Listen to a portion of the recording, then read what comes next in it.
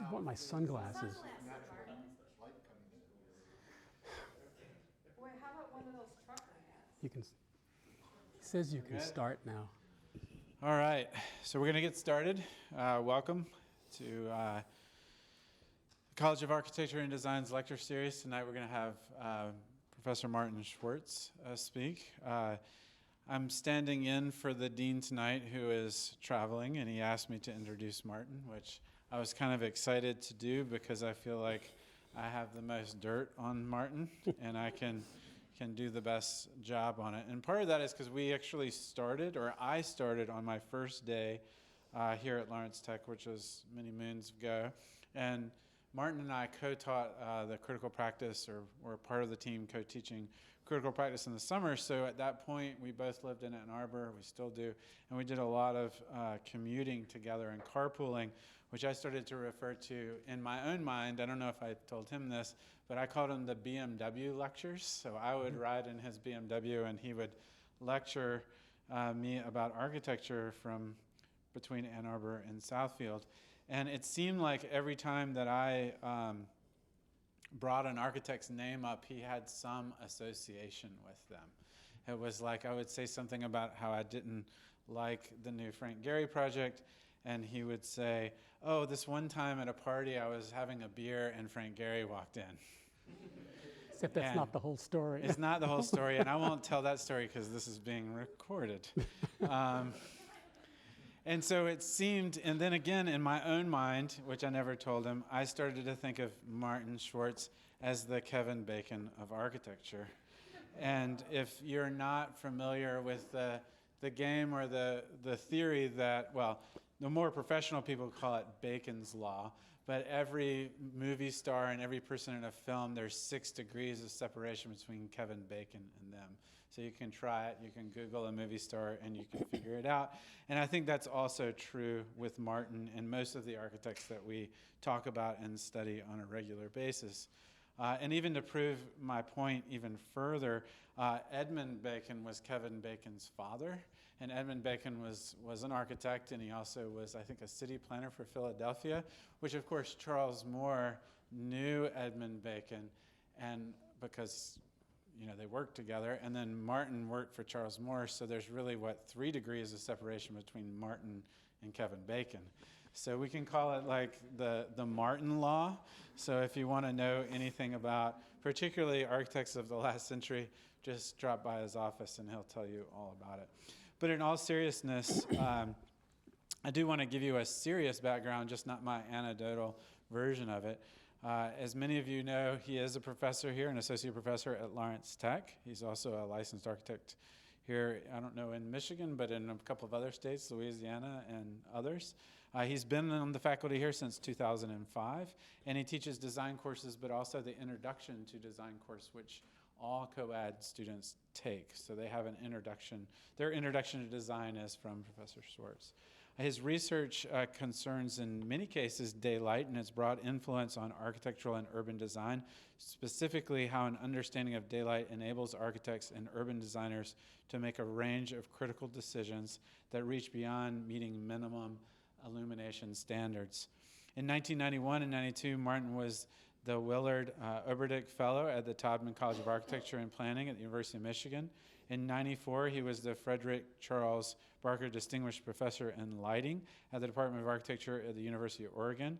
He was guest architect in residence at the Department of Architecture at Cranbrook Academy of Art in 2004.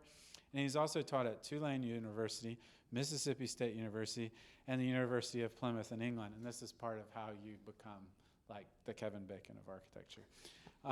Martin has published numerous academic papers, and he is also co-author of the book Gerner Burkert's Metaphoric Modernist, published in 2009. And he is currently writing a book about the noted American architect Charles W. Moore that I believe we're going to learn a lot more about tonight. So with that, I introduce Professor Schwartz, my friend and colleague.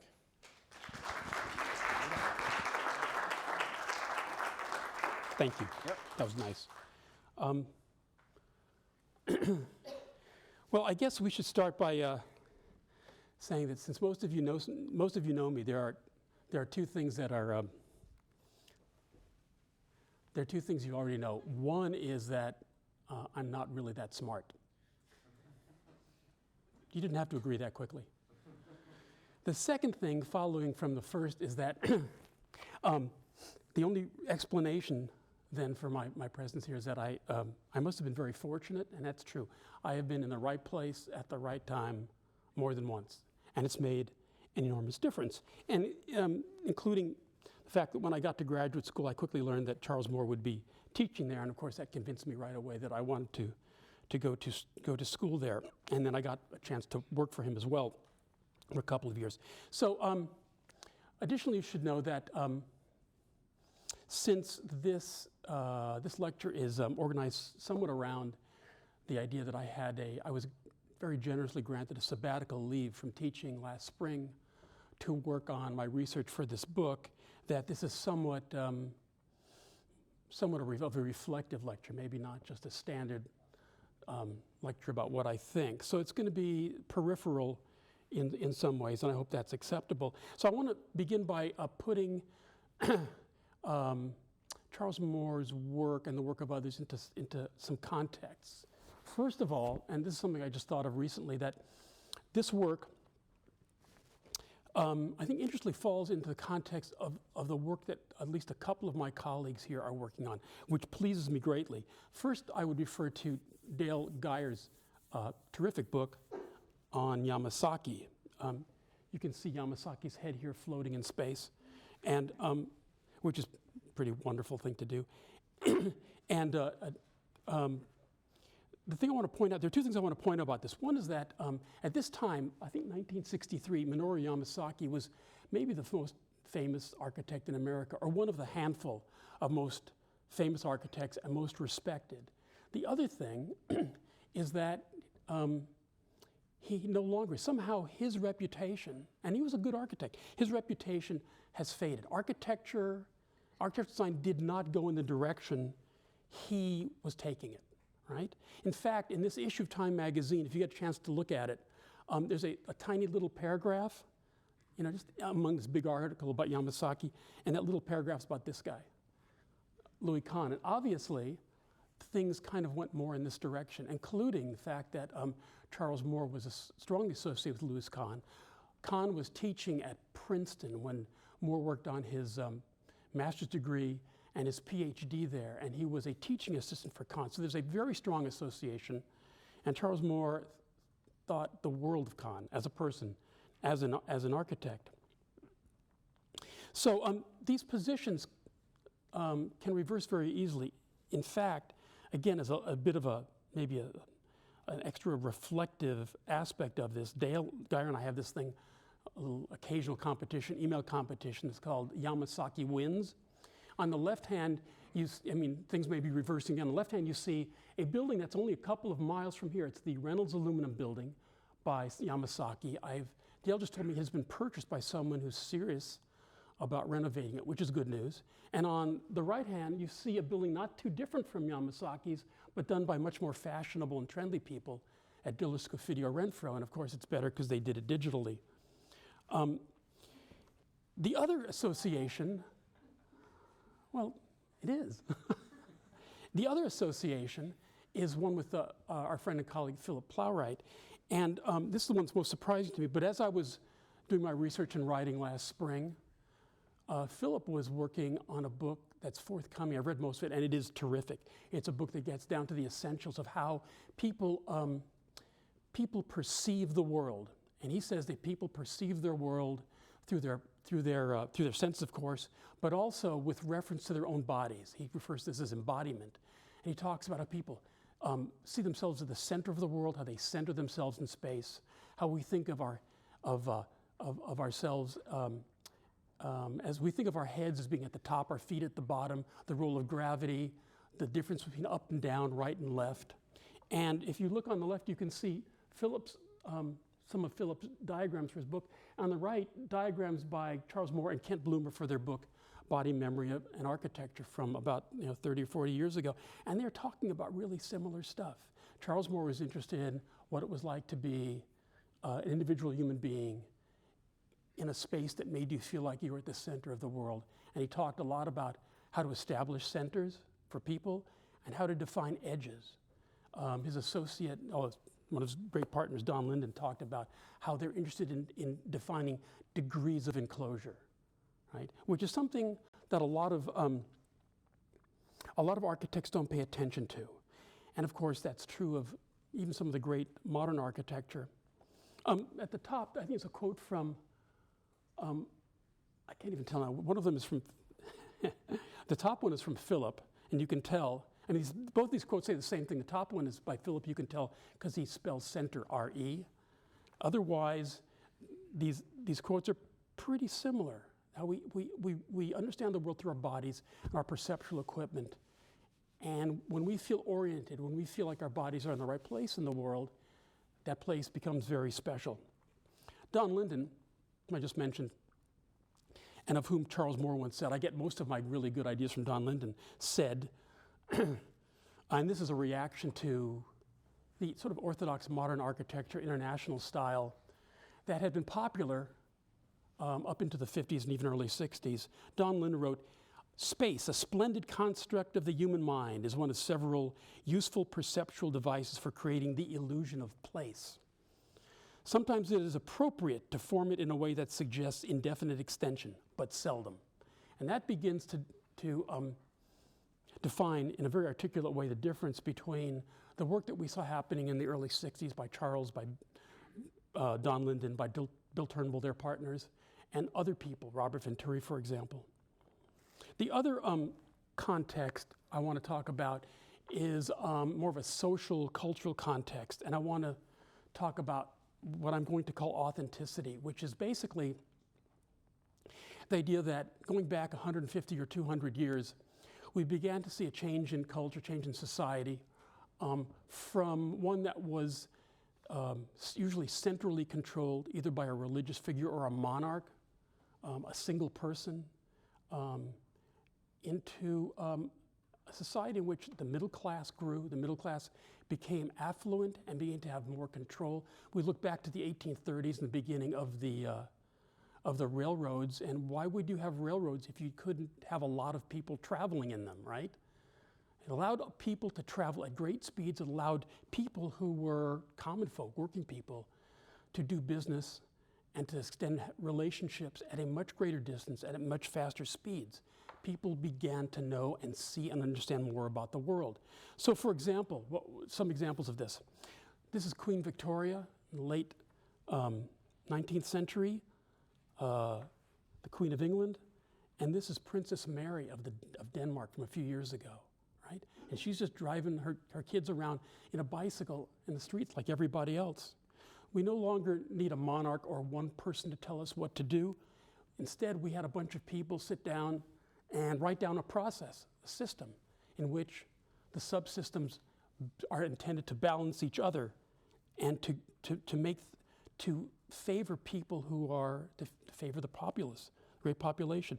Architecture reflects this as well. We no longer, and for the whole history of architecture, for the most part, most architecture, buildings labeled architecture, were done for either religious figures, religious organizations, or for the very wealthy, which is usually, royalty.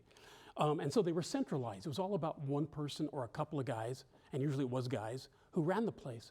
And it was they were clothed in the architectural language and symbolism that went back to antiquity to establish their sort of divine right to the place they'd established for themselves. And in the 20th century, this changes. Right, and you can see that we begin to see architectures that's dispersed, that it's not just asymmetrical, but there are many centers. And if you notice, as I do, that the St. Peter's on the left, a building built for a religion and a religious figure, is similar in its symmetry and organization to Mies van der Rohe's New National Museum in Berlin of some years later. You're right, there's a persistence to classicism that's actually quite interesting. But architects in the 20th century in particular, had to build completely different kinds of buildings. They had to build factories. Until fairly recently in human history, we didn't need factories. People worked at their homes, they worked in workshops, they tended their farms. in a mostly agricultural society. It's only fairly recent that we needed to make buildings for huge numbers of people so they could work together. And for that reason, we began to, as architects, create buildings for large numbers of people because they needed to live close together. So we began to do housing, and we began to do factories. We began to do tall buildings. We began to do large terminals for transportation. You can see this in painting as well. On the left, you can see a painting by Thomas Doughty, and it was a very romantic view of the landscape, which represents all kinds of mythologies and a great sunset and a carefully constructed view of an English garden. And on the right-hand side, you see a painting by the British painter David Hockney from the 1960s, and it's just someone's backyard in LA, a little stucco box with a pool and a diving board, right? He was painting the lives of ordinary people. People dress differently now. On the left-hand side, you see how people used to go to work. It wasn't that long ago, the 40s, the 50s, where if you were a gentleman and you had a professional job, you would go to work in a suit and tie and a hat. You were not completely dressed, not serious unless you wore a hat. On the right-hand side, you see Steve Jobs dressed in jeans and a t-shirt. You know, even Carl Dobbin comes to work that way now, right? I hope he's watching. And now people come to work like this, right? These people are all dressed based on their different occupations, right? Actually, of course, they're all musicians. But you can compare this to going to a concert, a serious musical concert, where everybody, all the men at least, wore a tuxedo, right? We present ourselves differently. We now go to work dressed to work. I think that's a good thing.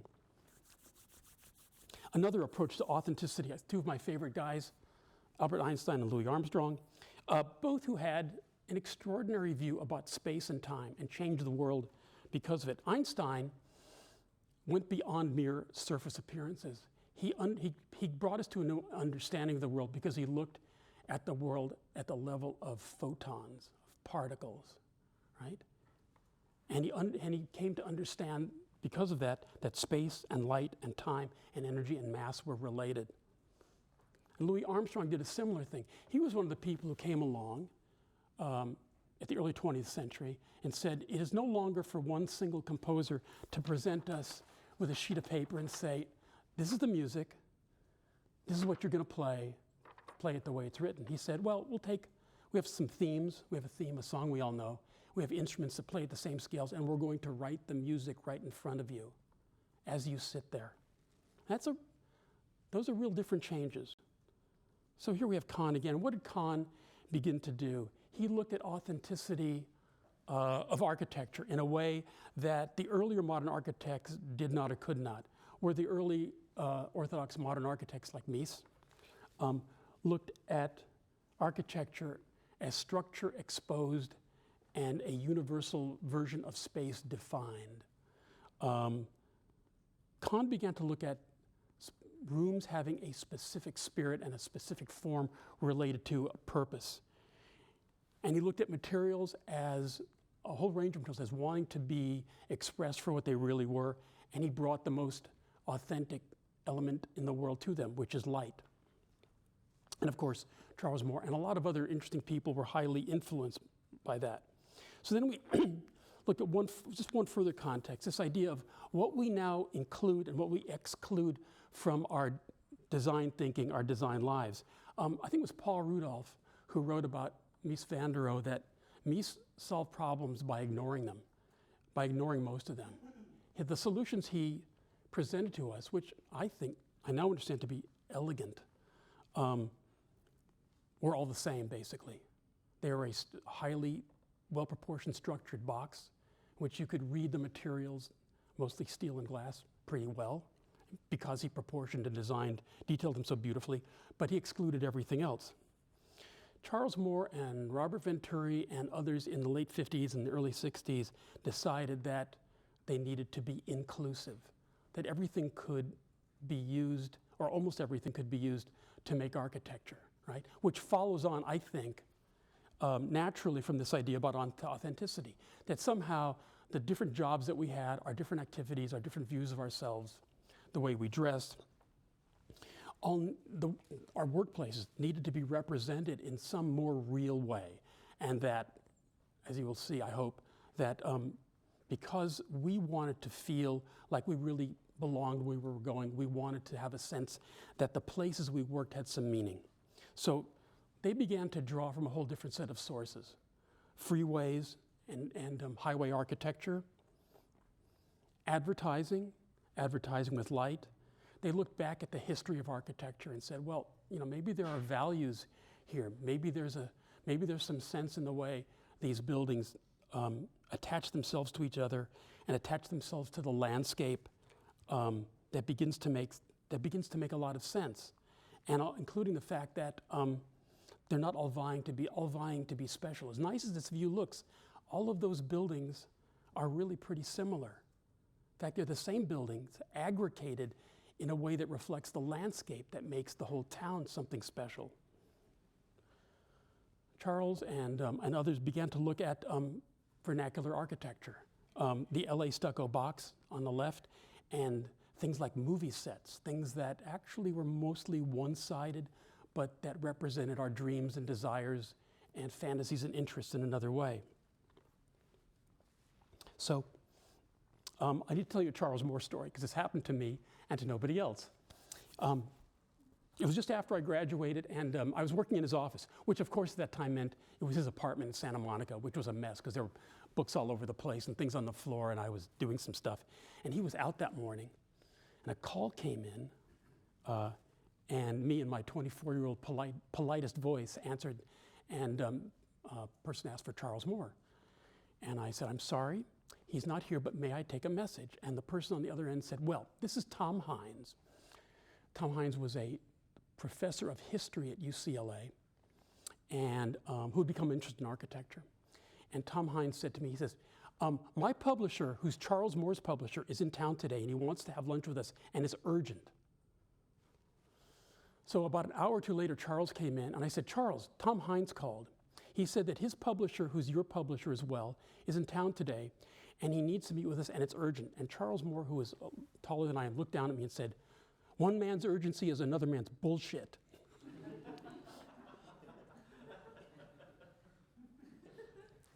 And, but this, I tell you the story not just to amuse you and to amuse myself or to gossip about famous people that I knew, but because it tells interesting things about Charles Moore. One is that what he did in making that construction of that sentence was this. It comes from, I think, an old axiom, which was something like, one man's meat is another man's poison. Isn't that it? I think maybe a few people have heard that, which is to say, the thing that makes some people strong is obviously will kill others. But he was able to, on his feet, transform this into something else, which is something he did in his work. Right? He was able to take the things he saw around him in the world, usually objects, but also language, and to sort of transform it, and by doing so, adding a different meaning to it. He was able to take things that are familiar, like freeways and neon lights and billboards and hill towns, and make them surprising to us, right? To present them to us in a new way. In fact, he spoke this way. He would often begin to tell a story, and you'd think you knew where he was going with it, and then he'd end up in a place you never expected. He wrote that way as well. You'd be reading a project description. You can still do this. And where he ends up at the end is not where you would ever expect him to be. And third, that's the way he designed his buildings. You can walk through a building that he designed, and you can be taken along a path, and you will invariably end up at a place where you never expected. He came to conclusions that no one else came to. Harold Bloom, who was a professor of literature at Yale, in fact, I think he died about 2 weeks ago, wrote his book, The Anxiety of Influence, which I think Charles liked a lot. Bloom called it a swerve. And the idea behind this is that if an artist comes along, that artist is inevitably following in the path of the people who came before him, especially his or her mentors. And as they head toward a goal in the process of their writing, their speaking, their design, if they do it right and they see something different, they swerve such that it looks like the younger architect, for example, hit the target and the older one missed somehow. And Charles was able to do this. The point is that he spoke and he wrote and he designed the same way. And it's sort of remarkable. I checked this with several other people who knew him. They said, yeah, that's exactly the way he was. So that sentence says a lot about him. He took found objects, he refashioned them. He refashioned them like right in front of your eyes, kind of like Louie Armstrong. So we'll talk about inclusivity more specifically. I've shown you some images that seem to be attractive to Charles Moore and other people. Others, maybe closer to home, would include things like barns. On the left, a street in Mexico's San Miguel de Allende. On the right, Disneyland. His articles on Disneyland still horrify people because he talked about actually how well it was done. But also high art things. The Altus Museum by Carl Friedrich Schinkel in Berlin. And more closer to home, the University of Virginia by Thomas Jefferson. You know, there was a time when we had architects who had real skills. We had presidents who had real skills and were highly educated. But also things, cachinas. I don't know if you know about these. We refer to them as dolls. I don't think the Hopi Indians would refer to them that way. These are really important religious objects and they're beautiful. Charles collected these as well as a lot of other toys that I will show you filled his house. He looked at historical architecture, Spanish colonial revival architecture from California. That's the Santa Barbara County Courthouse, which he admired greatly, and we'll talk more about this, and a shingled house in New England. So let's talk about, I want to take you through 4 or 5 of his projects. Following on the idea that you could combine the surprising and familiar such that the familiar made you comfortable, the surprising delighted you, and that by comparing the two, the familiar became even more surprising. He made houses that looked like houses, which kind of wasn't what you were supposed to do at that time, coming out of the international style architecture. So there's a child's drawing of a house, and this is the house he designed for himself in Orinda, California in '62. Orinda is just the next community east of Berkeley, where he was chair of the department at the time. And I mean, there's really not much difference between the two, except of course, in the child drawing of a house, you see the sort of smoke coming out of the chimney. In Charles' house, actually, the top thing on the top is not a chimney, it's a light monitor. And so in fact, the fire came into the house. And there are several interesting further inversions of this. I guess it's worth mentioning, of course, that this is an obvious reference, which he admitted to, of Lou Kahn. This is Kahn's Trenton bathhouse of a few years earlier, and that iconic pyramidal roof. That roof had a hole at the top, right? Sliced off the top of the pyramid so light snuck in just at the place where all these things were supposed to meet, and at the corners. This is a little axionometric of Charles' little house. It was, by the way, 26 foot 8 inches on a side. That's 711 square feet. The Contra Costa County required the minimum house size on a lot to be 700 square feet. It cost him $11,000 at the time. So not only do you see that little pyramidal double sloped roof shape, but you see 2 more of them underneath it. Each of them is what Charles referred to as an edicula, a 4-posted structure. Many of these are found in architecture, for example. Find them in edicula, also called a baldacchino, in St. Peter's Church. And these were meant to even further define degrees of enclosure and make you feel more centered in the house. Having these spaces within spaces also reminded him and some other people of a 3-ring circus, which is to say they further focused your attention within a space that already had been defined. So here's the plan of that little house. You can see those edicular spaces formed by four wooden columns that he rescued from, I think it was a hotel fire. He bought them for $2 each. And each of those defines a space, right? Such that you begin to have a relationship that gives you other spaces in the other corners, right? So that not only do you have on this house, which is oriented north, south, east, west, an obvious set of cross axes, but you have axes at the diagonal. which are emphasized because the roof was essentially held up by those walls on the sides, none of which actually reach the corner of the house. Those corners, all four of them, open up with sliding doors, such that when you open the whole thing up, like the corners disappeared. And that's where the light came in. Such that over the course of the year, as the sun rose in the east, you'd get light sequentially occurring, coming through one opening, the next, and the next, as well as the skylights. So you really have two overlaid complementary axes at work. That blue area represents that skylight monitor on top, which then fed into the spouts of those two ediculas, such that not only was the light coming in, at, say, in plan at diagonals, but in section as well. The undersides of those pyramidal hoods was painted white.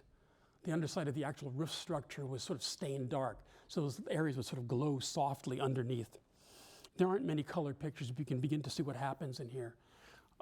In these spaces. Famous view, of course, is of that piano just about to roll out into the meadow there. I should also say that in a typical Charles Mort inversion, how shall I say this? For most of us, our house is the roof is the thing that keeps the water out. In this case, it's the shower. So it keeps the water in. And there's the house. In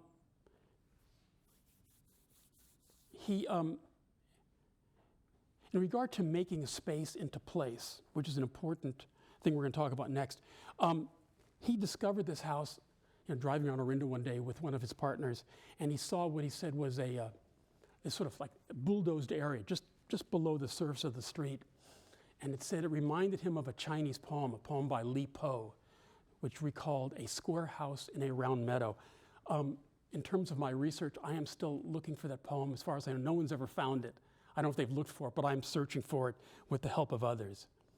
So the layering of space extends not just from the house inside, but out to this meadow, which was defined by oak trees.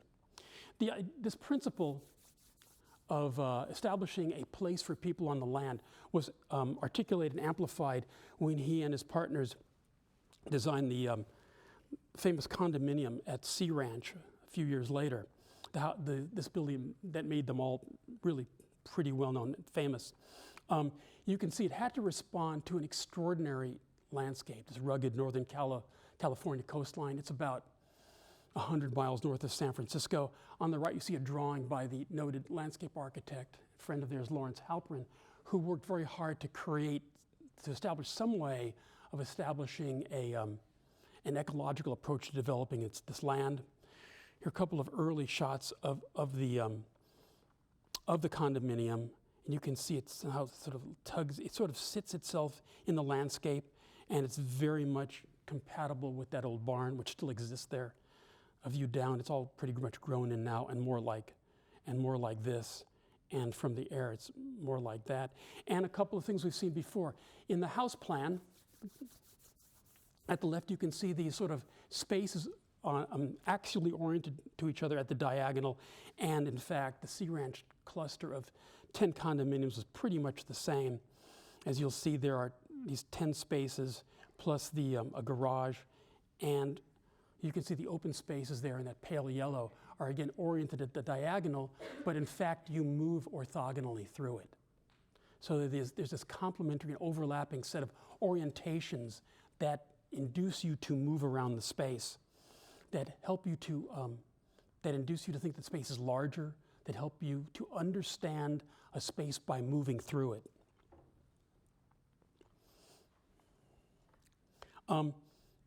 In fact, it reminds me of Gordon Cullen's work with Townscape, if some of you know this, and how Gordon Cullen very carefully diagrammed ideas about how we move through traditional towns, through city gates, acquiring views, getting closer to detail, finding open spaces, being attracted by markers.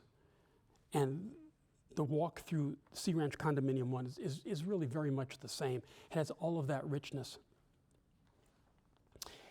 You see another version of the edicula, the four-poster idea, except in this case, it was a loft with a bed. And you can see this is what Charles Moore's, he bought one of these. And you can begin to see the kind of things he had in there. You will see very little modern furniture.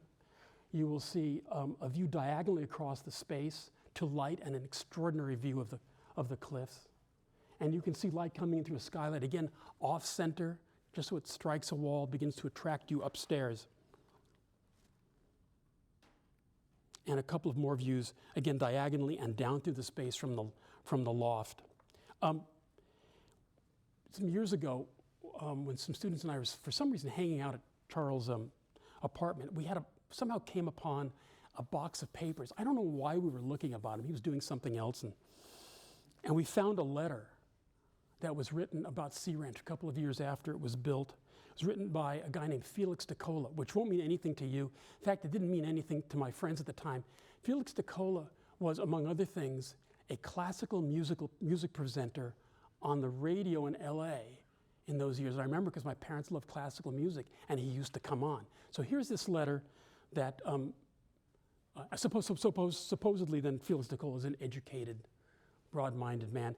And when we came across this letter and we started laughing at it, and I was able to find it again when I went through Charles' archives at Austin last year. I'm going to read it to you because I don't think you can read it from here, but it basically says, it's written to the developer of the Sea Ranch condominiums, again, which made them all world famous. It says, "Gentlemen, I would like to comment on the pictures of your Sea Ranch buildings featured in the June 19th issue of Home." That's the LA Times Sunday magazine from years ago. "At first, I could not believe my eyes. What the architects were thinking about when they designed this hideous monstrosity, I cannot imagine. From the pictures, the whole thing looks like run-down tool sheds, such as can be seen on old farms all over the world. Beauty may be in the eyes of the beholder, but I submit that there are certain standards of what is considered beauty, and your buildings certainly missed the elementary requirements by miles. I would not live in one of these sheds rent-free. The inside, by the way, so-called soaring spaciousness, looks like the inside of an old wooden factory building," all of which, of course, Charles would have loved. "If this is the best you can do, give the country back to the Indians. At least they only erect temporary structures." And so it's slightly racist at the end, right? And they continue to build sheds, tool sheds. This is actually a house by Bill Turnbull. The work was pretty similar, compatible, but it's a wonderful house, and Bill Turnbull needs to be known more as well. This is the Heinz House. And on the left, again, it was a late 60s, early house at the Sea Ranch, one of many single-family houses they did there. And you can begin to see, whoops, I skipped ahead, the nature of this extraordinary space, attempt to bring in light, and to give you a set of things to walk by as you move through the house, which began, of course, to engage you with the landscape. This idea of surprising and familiar is worth revisiting for a minute. Charles said,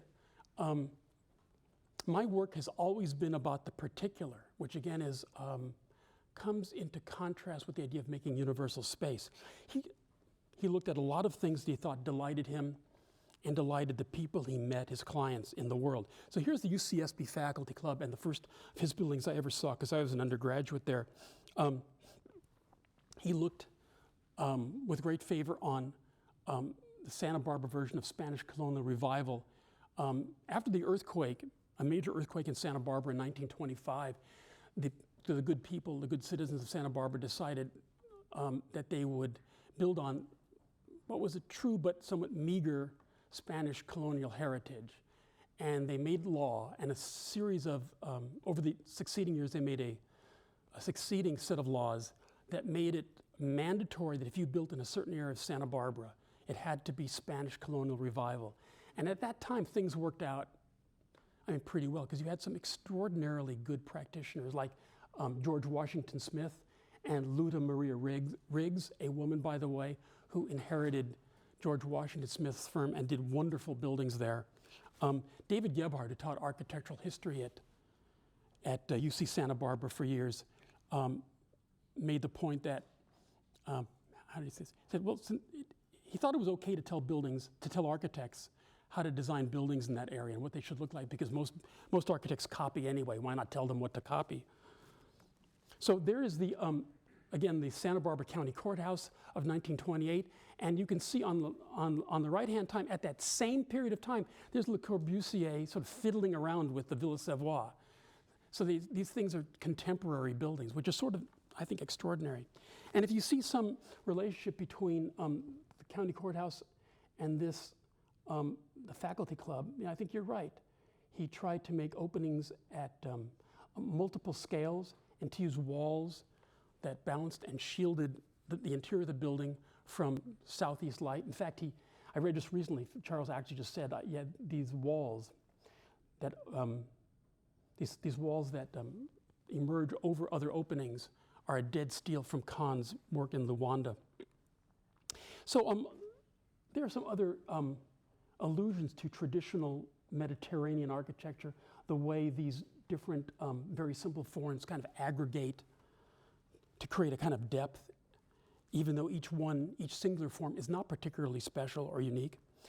Here's the view from the south. You can see that there are these stucco walls begin to reflect the light, but also that there are a couple of, there are a couple of little rooms here. These are guest rooms. The openings are at a smaller scale. There are porches, again, to allow you to sit out in light, but then to protect how much light gets in the rooms. This is the entry from the west, which was actually where there was a parking lot. It was expected at that time that the good professors of UC Santa Barbara would live in the hills in the suburbs and drive in here in the evenings and have their cocktails and dinners and so forth. Just to the left is actually the north side then, and it's completely blank. That's because it's a service road and there were kitchens off of that side. Each side of this building is completely different or substantially different. Each side refers to what's happening immediately in front of it. Each side is subject to the forces of light and of what people are doing and what needed to be seen from that side. So each side is substantially different. The building adjusts itself very specifically to its site to make itself into a place. Moving into the courtyard, you can see maybe some of these cutout walls that might be seen as allusions to movie sets and to lights on billboards.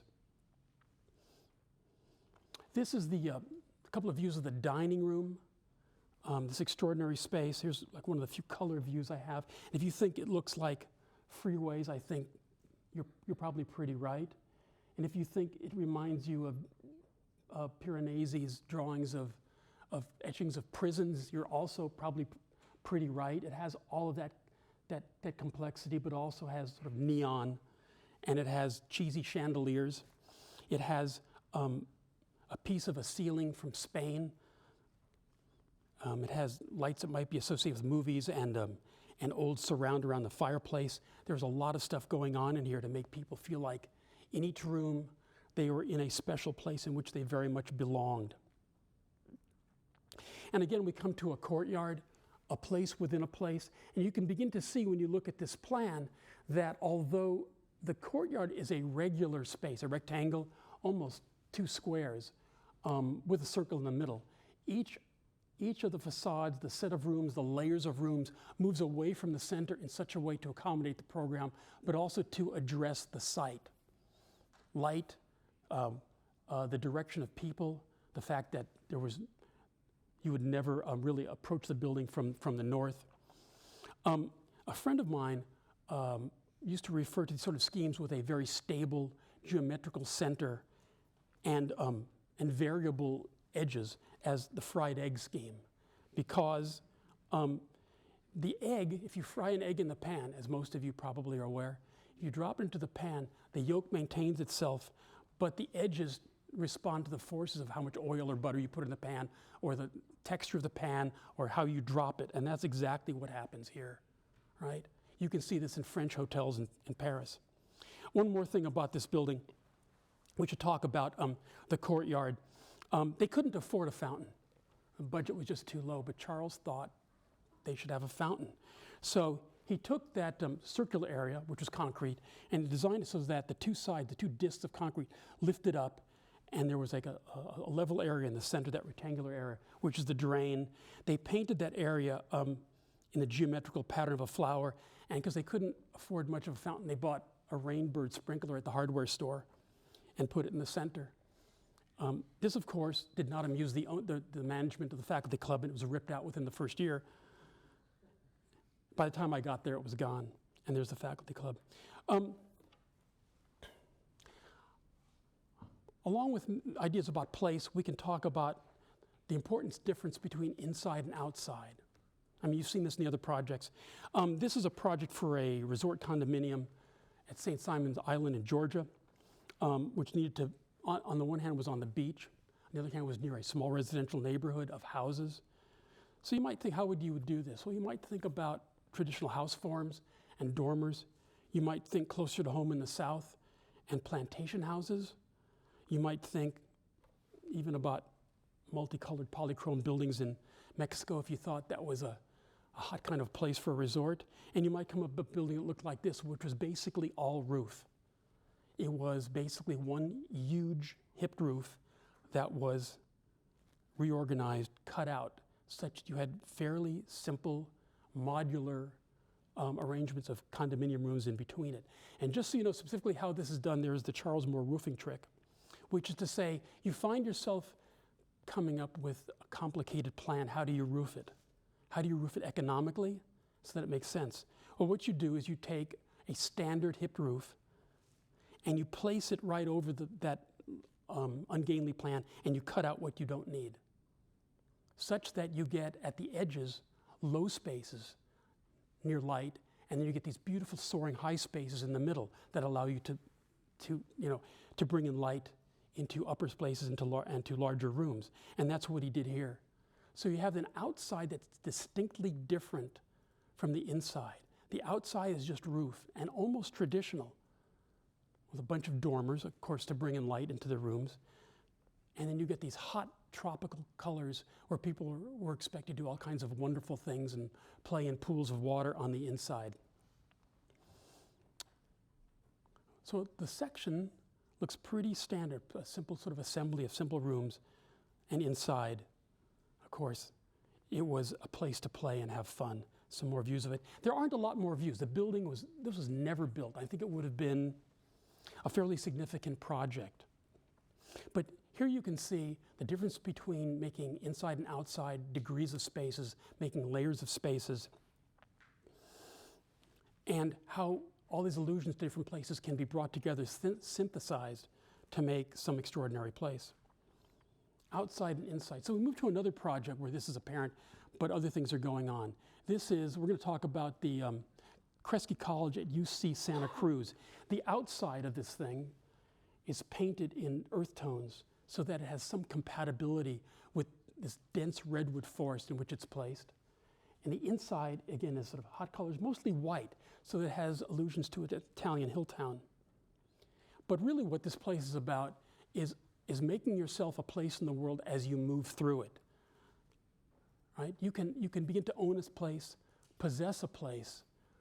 You can understand a place as you inhabit it, as you travel through it, as you walk through it. A side example of this, and Charles's interest in circulation and movement as a generator for architecture, is in this plan of the Stern House from a few years later, where these two crossing axes come together in the middle of the house, but along each path, there are all kinds of vents. There are stairs, and there are rooms, and there are views, and there are light. Much like you might find in a traditional Italian hill town. And in fact, like the hill town, as you walk through Kresge College, there's quite a dramatic change in elevation of about, I think, 50, 60 feet. And again, none of these buildings are terribly complicated or special, but it's the aggregation of these simple things together that make the place wonderful. So here is the plan that he and Bill Turnbull and others cooked up. You can see it turns a corner. It was placed in a bit of whatever meadow could be managed, and they immediately recognized that this is a place that needed to be walked through. Again, with allusions to Gordon Cullen's ideas about townscape, and ideas about what it's like to walk through a traditional town of simple buildings, of simple materials, simple openings, but which are extraordinary because of the way they're aggregated and by the way we move through them. So there's another plan. The gray shadowed area gives you a better idea of what the paths are like when you move through there. It's actually still in very good shape. Gene Gang has been hired to do some renovation remodeling, and I have to admit I'm more than a bit concerned about what they're proposing. But you can see how it's placed in this fairly dense, extraordinary redwood forest, as are a series of other colleges at UC Santa Cruz. It's an experimental place. A good book, if you're interested in student housing, there's a good book by Carla Yanni, came out at the end of, maybe just earlier this year, in which she says that basically there are 3 ways of designing student residences. You can make a bar, you can make a 3-sided court out of that bar, or you can enclose a court with 4 bars. Again, it's familiar from our looking at square houses and round meadows. Actually, these are mine. You can do parallel bars, right? You can have those bars that are not quite parallel to make special spaces or to kind of help make sense of a changing landscape. You can do what Jefferson did at University of Virginia. You could have 2 parallel bars with a special space at the top, or you can do what Charles did at UC Santa Cruz Kresge Colleges, where you have these sort of bars that are not quite parallel, and you get to the end, instead of having a solid, you get a void. So on the left, you can see a plan of the University of Virginia and my diagram, and you can see the Kresge a little bit better there. Again, it's sort of a Jeffersonian hill town. You start by entering, the city gate, of course, painted in colors that are complementary to the forest, and then you walk in, and all hell breaks loose with colors and plazas and fountains. The fountain on the right, that yellow thing, is in fact the void at the top that takes the place, if you will, of Jefferson's rotunda. And extraordinary things, simple things, come together in extraordinary ways to make a set of places. Most of the buildings here are very simple stucco buildings. They were cheaply made, which has meant that they've just basically made it through a predicted 40-year life, which is why they face a renovation. But the openings and walls are really pretty simple. It's the aggregation of these things and the way you walk through these areas, maybe by a bit of color reflected in light, that makes the place special. The building on the left is actually the administration building.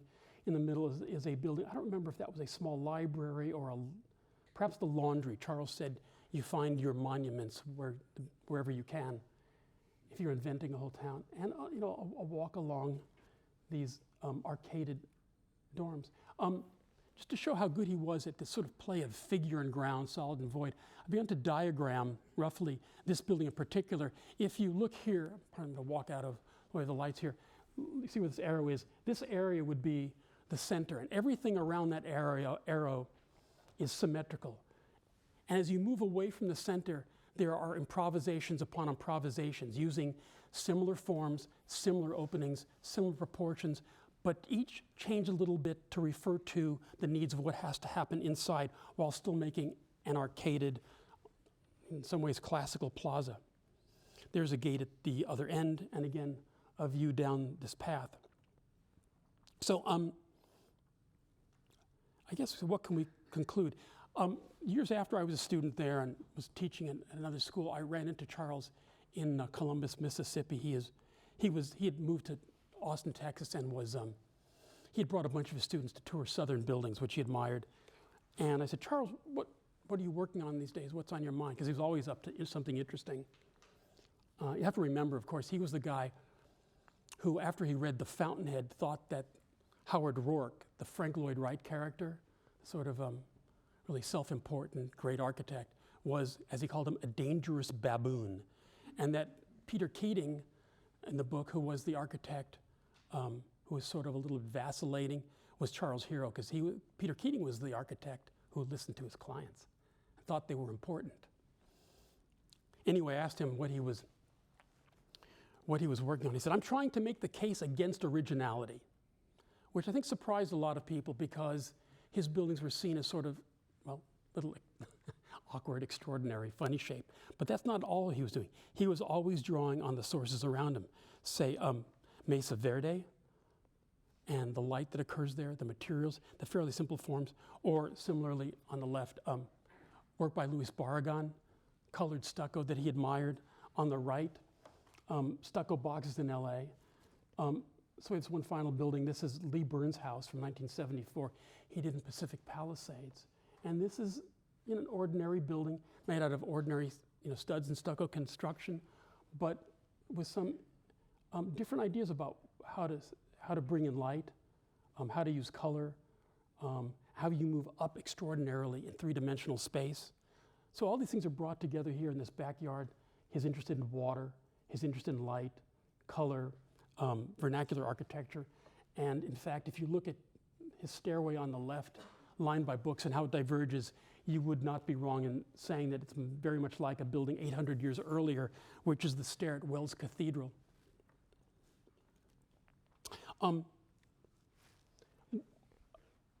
Some months ago, I was able to go to a little conference of people who worked for Charles, his former students and partners. Don Linden is still around, a very interesting guy, also a great teacher of architecture. And I went and I said, do you remember where Charles Moore actually said, "Those who love the world don't mind being reminded of it"? And he said, "I don't think I ever heard him say that." Which is a funny thing, because I'm pretty sure it came from Charles Moore. I don't think I'm smart enough, as we have already established, to have thought up that clever phrase myself. And Don sat back for a minute. He was thinking, I didn't know what was on his mind. He said, "I'm trying to think if we can shorten your title." And I came upon one. I came upon a statement, a nice little memoir by Hugh Hardy of the noted firm Hardy Holtzman Pfeiffer, who was always also one of a series of incredibly interesting, accomplished architects from the last part of the 20th century, who was also at Princeton with Charles and Bill Turnbull and Don Linden and Dick Peters and others. And what he wrote was that when he met Charles and went to his apartment at Princeton, he said, "You saw all this stuff around there." He said, "Everything mattered." So there's the concise possible title. So on the right, you see Sir John Soane's Museum, which was formerly Sir John Soane's house and studio, and his great collection of plasters and marbles and paintings. And on the right, you see Charles Moore's last residence in Austin, Texas, with his dolls and his toy trains and his little tin Mexican soldiers and cut out things that he had made for himself, and color and light. Thank you.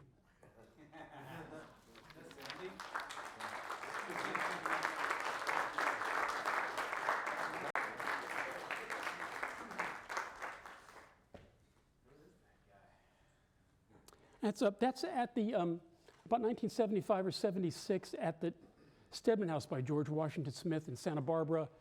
That's Charles on the left, and me. Questions? I still have that shirt, by the way. I do. I do have the shirt. I'm surprised you don't have a sweater tied around your neck. That was before I got classy. Okay. All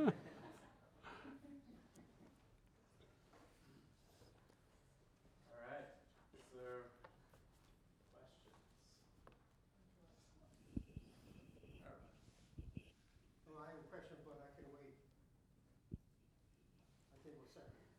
I got the mic first. Go ahead, please. Yeah. Thanks, Martin. I trained under an architect in India who was highly influenced by Charles Moore. And his influence, he copied a lot from some of the staircase design in Charles Moore's house in his own residence. So I've seen some of the bits and pieces, but it's really enlightening to see the way you present and talk about his work. I'm interested from my urban design background, really the idea of aggregation and layering. And it was fascinating to see, and I didn't realize before I saw your presentation today, it appears again and again and again in a lot of the projects, from very small space to a large condominium consolidation. Question is, how do you think his influence from, you mentioned Italian hill towns, could you elaborate a little bit on his ideas on cities or some large-scale ideas that he incorporated? Well, I would say a couple of things. It's an interesting question, because one of the things, since I'm in the middle of my research, as you as a serious researcher would know, sometimes you run across things and you try to track them down and they've disappeared, or, I mean, it takes months to do this. Like with the Li Po poem, which Jin Feng is helping me with, by the way. A few years ago, Peter Davey, the editor of Architecture Review, which is a fine magazine, and I think he did a good job of running it, wrote in an article that Charles Moore was not an urbanist. And I was shocked. And now I'm going back to look for that article, because it seemed that from the very beginning, he was not just making spaces within spaces or places, but there were always courtyards. And of course, when you get into the 1970s, 1980s, when he began to get big commissions, he made a lot of courtyards. Piazza d'Italia, Beverly Hills Civic Center, and so forth. So he was very much an urbanist. He was very much interested in pedestrian life, how people move through spaces, and how those spaces should be formed. The Beverly Hills Civic Center, which I'm not showing, is particularly interesting because it's a series of 5 actually connected elliptical plazas, which are formed by buildings. That is, the buildings, he literally went in again and cut the ellipses out of the buildings, thinking, I can make those building spaces work. It's the public space, the people space that needs to have complete geometrical integrity. And those spaces for people, the public, are the most important, not what goes inside the building. And so it seems to me very firm in his mind from the very beginning that those were very important things, and he was very much an urbanist. People didn't get that, but I think he really was. And that's what I pass along to you. So, am I done? Okay. So, Martin. So, I thought this lecture is going to be more about light, but then it's okay because I learned a great deal from you. But if you don't mind, I'd like to make, you did make a lot of you did make references to light here and there, but not much, but that's okay. I forgive you because I respect you because you are the lighting expert. So, so here I have a couple of things I want to start by saying. In the beginning of this lecture, you talked about using a body as a point of reference in the words, which is such a neat idea. But I don't like it. I don't like it because look at me, I'm a small guy. It's not going to work for me. I'm more curious about using power, or maybe legitimization of having power as a point of reference in the words. So, so I'm going to get to my question. Before I get to that, Charles mentioned about one man's urgency. Did you mention one man's urgency is another man's beefsteak? Yes. Yeah. Okay. To me, one man's power is another man's nightmare. So there is a professor at MIT, planning professor. He wrote a book called Architecture, Power, and National Identity. It's one of the books that really inspired me to become a planner, not an architect. In his book, he argues that throughout the history, architects, I guess not architects, powerful people have used architecture as a way to promote power or legitimize their grab on power. So here's my question for you. Can you think of any examples where light has been used as a way to promote power or legitimize their existence? If you don't know any example, what's wrong with you? But if you know example, please share with me so that I can move on. Thank you. June, would you mind repeating that? Can you repeat the record? So my question is, can you think of any examples where, Yeah. light has been used as a way to promote power, or to legitimize one man's grip on power. I think there are a lot of examples. I can go back. Thank you. I would go back to Egyptian architecture, right, where light was brought in through carefully calculated openings to shine on statues, on statues and sculptures of mythical figures, and so forth, to highlight them on certain days of the year. The Egyptian architecture was located often on the west side of the Nile, with openings facing east, so that it would receive the sun god when he or she rose in the morning, would come right in. It's all through all great architecture has always involved itself with light. If there isn't light involved, the architecture actually probably isn't very good. And if anybody can find good architecture, even great architecture, that does not include light, tell me about it, because I haven't ever seen anybody. And since the history of architecture, I think, is in fact to a great degree a history of power, of control, who has money, resources, light has always been used along with stone and other materials to enforce or to reinforce that power structure. I don't think they can be separated. And you only find maybe divergence from that as you get into what I'm generally calling this area of authenticity. When you find buildings that are for more people, then you could look at on the other side of Albert Kahn's buildings here in Detroit, his factories, where he struggled for years designing structure such that it could bring in as much light as possible, so that working people could see what they were doing. But I say architecture has been an example of use of power, the use of light for power, as long as there's been architecture. Thank you for your answer. I got a question, Martin. I hope it's not that long. Well, it'll be shorter than Dr. Kim's. So you talk about Charles Morrow's interest in authenticity, and certainly the architects he was influenced by, the buildings he visited, the hill towns, this sort of thing. And it seems like he follows through with that in terms of the formal and spatial explorations of his own work, the sort of vivacity of the work, the delight of the work. But for several of his buildings, it seems like the materiality or the material integrity is something that did not kind of parallel that authenticity. Or I suppose if you say the LA stucco box is a materially integral building, maybe he followed through on the straightforward construction of a stucco box. But I just wondered if you wanted to comment on that, or did he ever talk about that in his lifetime, about why he deployed? Yeah, I guess this is actually a perfect example, because it's probably a $4 million house.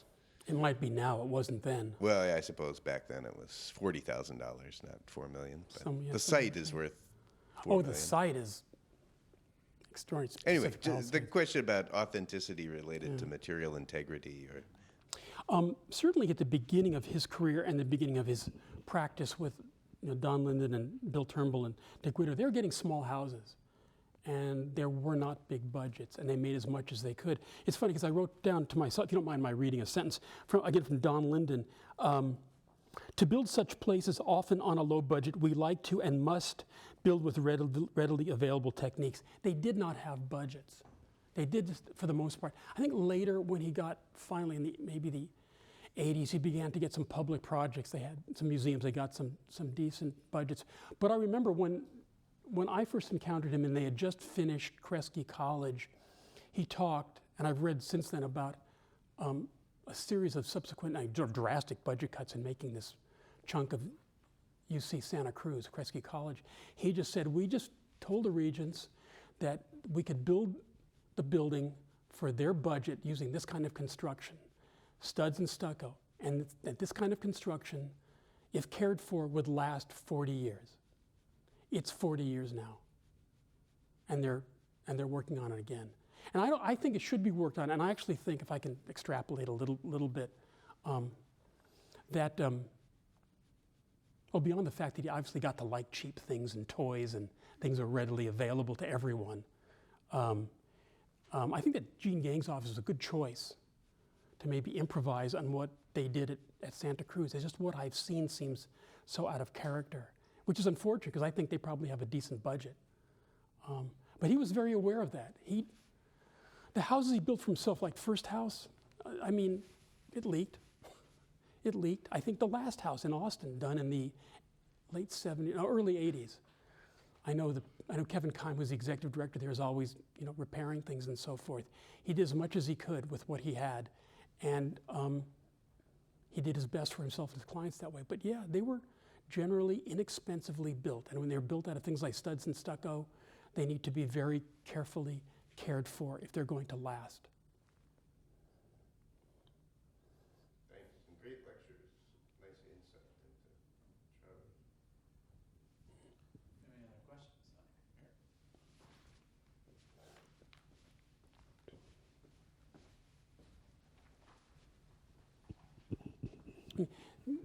His own Is holding up well. Sea Ranch is, A couple of times, and that has some. and it's well cared for. They're maintaining it very, very well. They replace siding and so forth. So Martin, Moore was known for wandering around the country, right?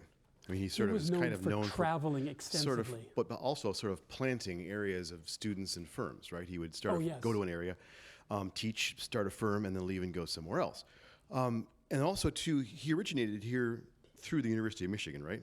So his early experiences in the Midwest and in the Northeast, so in Ann Arbor, and then also with Centerbrook. Okay, what would you before he got to the more southern or arid portions of the country? What influence is there from the sort of rural Midwest or the Midwest and the Northeast? Well, first of all, I would say, he was born in Benton Harbor, or as he liked to say, he thought he was conceived in Pasadena. And he said things like that in public. I mean, his family traveled. As a young man, he was taken on trips all across the country. When we got old enough, he was allowed apparently to plan the trips for his family. He went to school at the University of Michigan in Ann Arbor, and but there was some tie that I don't understand completely to California. His mother had moved out there. He visited a lot, and actually he was in California before he went east to New Haven and Yale, then back to California, UCLA, and then to Austin, and in between a lot of other places. I would say what was Midwestern about him was this sort of, I don't know, maybe this is a terrible generalization, but the sort of practicality. He says, if that's my budget, I'll build it for that budget if I possibly can. Again, making the case against originality is actually a pretty significant thing to say, especially in an era when architects, well now, but even then were becoming, celebrities. And we live in a culture where people are famous for being famous, right? So he was, I think, one of these people who's essentially a shy person cast in a very public role. And he played off of that too. So he played, I think, the shy, the modest Midwesterner, very practical on the outside and inside. He had all these other thoughts. And he understood himself enough to play those things off each other. So he could make the case against originality, and he could make things surprising and familiar. As a follow-up, you noted that he actually has a PhD, whereas others who are writing on the topics may not have. In a sense, he was more of an academic than maybe many of the people who ended up following an academic track. Well, that's true, and you and I have talked about this, I think, a little bit. One of the things, going back to Dale's work with Yamasaki and reputation, most people don't know about him now. I'm finding that if you go to architecture books and look at the indexes, which are also always telling, you'll see Venturi listed frequently. Venturi was not a PhD, but he was a highly educated man, and he wrote in a very precise, almost surgical, almost academic manner. Charles wrote in a very casual manner. He never wrote or spoke like an academic. He came up with things and insights that, sort of astounded people, right on the spot. But if you read his stuff, and I've read his PhD dissertation on water and architecture, and it's serious, but it's not cold, dry academic writing. He never wrote like that. he just had too much of a wit. And by wit, I don't mean he was funny. He was funny, but very funny sometimes. But he had a wit, which I mean was revealing of his high intelligence, right? And maybe like a Midwester, he tried sometimes to cover that up. He didn't try to show it off. So he could say, I don't need to be original, but he really was an original, if only in the way he synthesized things. He saw things that could be brought together that other people didn't think could be brought together. You know, like a Louie Armstrong. I don't know if that's a good answer or not, but he did in fact speak, I didn't understand this late, he did in fact speak with a bit of a Midwestern twang with that flat A at the back of his throat. I remember that quite distinctly. There are lectures online that you can listen to. You can hear him talking. And I've been able to collect a few recordings of lectures from schools. It's pretty interesting to hear him, again, talk about his work. That's really nice. You have a recording from here. Yes, I have that. Actually, it's a videotape, which is actually quite good. In fact, it's worth quoting from that. He said in that videotape, which I've had, not exactly transcribed, I had an audio copy made. He says I think at the beginning, in terms of originality and in terms of collaboration, which is relative to our discussions about working in teams and so forth, he said, I've never worked alone. I don't like working alone. I never intend to work alone. I mean, it's quite emphatic and pretty interesting.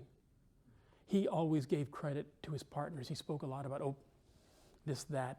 One of those lectures where I heard him say that, he started to say, I got this idea from Don Linden, which is where I get most of my good ideas, right? Or when we started working on the Piazza d'Italia, he said, well, I wasn't sure about this. He says, but I talked to Bill Turnbull last week. He said I should go ahead and do it. Well, make what you want of that.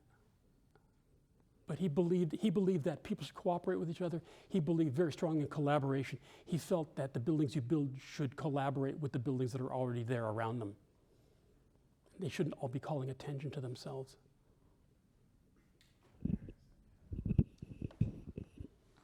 Are there any specific design influences that you carried on throughout your career and then brought down as, I guess, mentorship for any of your students in your design classes that you got from Charles? I think I used to, and I don't think I do so much. I think this is an interesting question. There was only one Charles Moore. I think that's just about the right amount of them. And I think each of us, in fact, I talked to him about this once. We each have to do our own work. So I think, for example, I've certainly been influenced by him in a lot of small ways.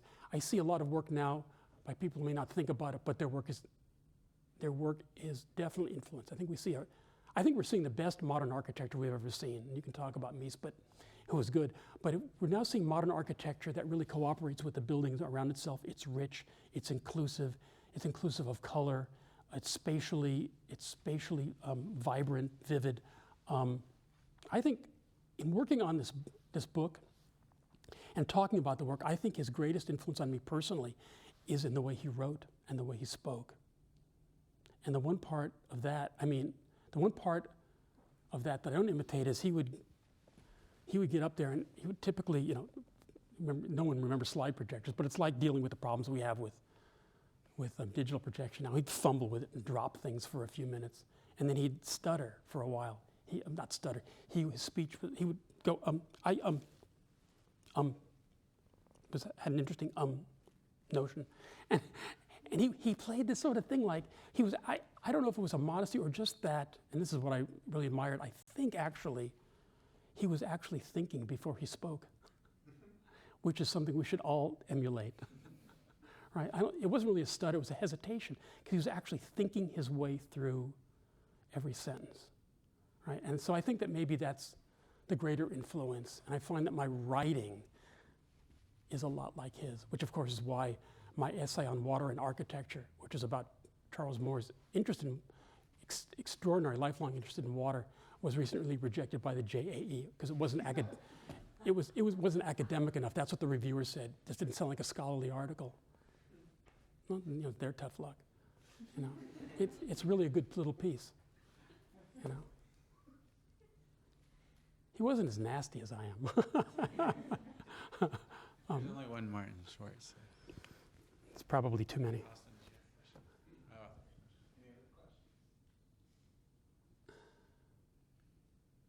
Well, Martin, thank you. It's been great.